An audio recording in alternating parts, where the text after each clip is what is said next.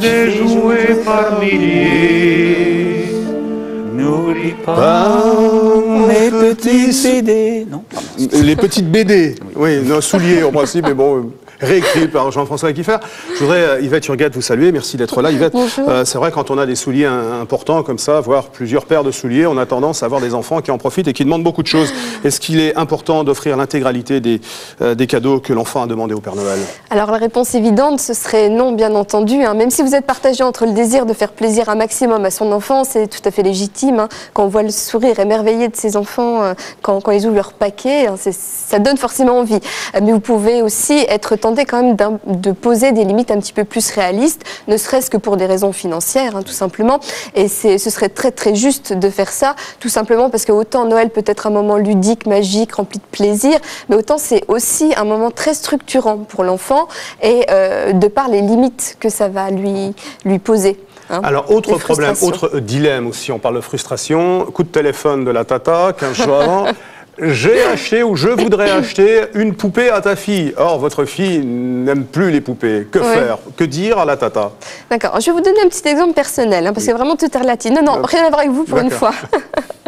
Non, la dernière fois que j'ai emmené ma fille dans un magasin pour acheter son déguisement d'Halloween, donc jusque-là tout commençait bien, elle a choisi ce que je pensais qu'elle allait choisir, une robe qui est un petit peu entre mi-chemin entre une sorcière et une princesse, donc tout allait bien. Après on s'est rendu au rayon accessoires, donc je pensais que logiquement elle allait prendre une baguette magique ou quelque chose comme ça, pensant bien la connaître, et elle s'est choisie une sorte de affreux lézard tout gluant, et jamais j'aurais pensé qu'elle aurait choisi ça ou qu'elle aurait pu être attirée par ça.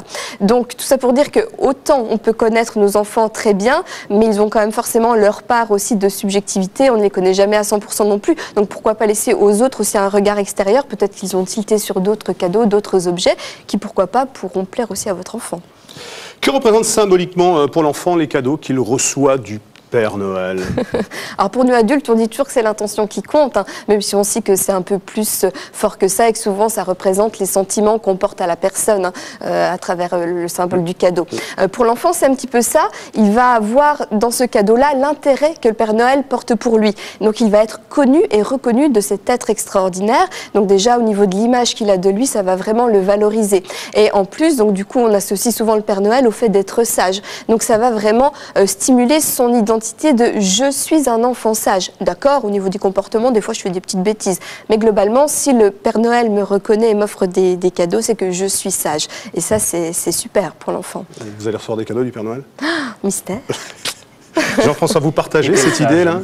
Vous partagez cette idée-là avec les enfants? Oui, tout à fait. Et je crois aussi qu'on peut aller au-delà de ce que l'enfant attend. Avec le livre, par exemple, on a souvent la réaction de parents qui viennent et qui disent c'est pas la peine, mon enfant ne lit pas. Alors que d'autres parents, même avec un enfant fatigué, par exemple, à la main, l'enfant dit non, je veux pas de bouquin, et les parents disent j'en achète un, tu verras, tu l'auras plus tard. Et c'est souvent les mêmes personnes qui reviennent en disant il a adoré, mais simplement il fallait attendre le moment. Alors justement, l'occasion de poser cette question, si l'enfant est déçu le 25, après qu'il ait déballé le cadeau, il est déçu, il fait la tête, le cadeau qu'on lui a offert ne lui plaît pas, comment réagir? Alors déjà, il n'en a pas eu qu'un, c'est sûr. J'ai envie de vous dire, c'est formidable la déception. Parce que, est-ce que vous avez déjà essayé de mettre, par exemple, sur un CD, de graver toutes les musiques que vous préférez, que vous adorez? Vous les écoutez au boulot, sur la route, chez vous, peu importe. Voilà, en faisant du sport, comme vous faites chaque matin, Didier. Et donc... Et donc, bon, ok, ça va vraiment vous plaire, puis au fur et à mesure, il va y avoir un phénomène d'habituation, de lassitude. Alors que si vous écoutez la radio, peut-être qu'il y aura 2-3 chansons que vous n'allez pas tellement aimer, ou vous allez être déçu, voilà. Puis au bout d'un moment, il y aura votre chanson que vous adorez, et là, vous allez la ressentir plus intensément. Et le fait que, il y a des cadeaux qui plaisent un peu moins, et des cadeaux qui plaisent beaucoup plus, ça permet de ressentir beaucoup plus fort la joie d'avoir enfin celui qu'il a envie d'avoir. Et par rapport au Père Noël, un avis personnel et votre avis professionnel. À quel moment doit-on expliquer aux enfants que le Père Noël, voilà quoi? Alors, mon avis personnel et professionnel, ce serait que ce serait plutôt aux enfants d'aller découvrir la vérité. Ce ne serait pas à nous forcément de leur dire. Déjà, avant 5-6 ans, on va dire, l'enfant est tout le temps entre un monde mi-imaginaire, mi-réel. Et d'ailleurs, ça lui permet de se protéger face à la dure réalité de la vie, finalement. Donc ça, c'est bien de leur laisser. Après, à partir de 6 ans, par exemple, quand ils commencent à aller au CP, vous pouvez déjà commencer, par exemple, au moment de faire la liste de Noël, d'essayer de le réancrer un peu plus sur la réalité en lui disant, mais en lui posant des questions, plus des interrogations. Mais la haute du Père Noël, elle est quand même drôlement petite. Tu vas vraiment commander tout ça? Qu'est-ce que tu préfères, etc.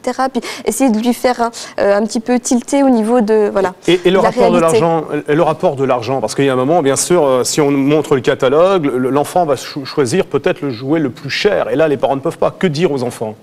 Alors là, vous parlez des enfants qui ne croient plus au Père Noël. Non. Je fais ma commande du Père Noël et l'enfant a choisi le cadeau le plus cher. Et les parents ne peuvent pas téléphoner au Père Noël parce qu'il est un peu onéreux, le cadeau. Qu'est-ce qu'on dit aux enfants? On peut incorporer une notion d'argent? On peut incorporer là une notion de réalité. Ça va progressivement l'amener justement à découvrir la vraie vie. Donc vous pouvez lui dire, peut-être pas en parlant d'argent, mais peut-être, est-ce que le Père Noël, vraiment, il va avoir le temps de fabriquer ce gros cadeau? Est-ce que, etc., etc. Mais quand bien même si vous devez dire les choses qu'il ne va pas l'avoir pour X ou Y raison que vous ne savez pas parce que ça appartient au Père Noël, la déception, c'est de l'énergie que vous pouvez aussi lui apprendre à remoduler vers quelque chose de plus positif, vers de l'espoir. Peut-être que quand remoduler vers du positif, ça j'aime bien cette expression. Merci Yvette Hurguette. Avec plaisir. Merci beaucoup. On vous retrouve l'année prochaine, dès la première semaine de janvier. Merci Yvette.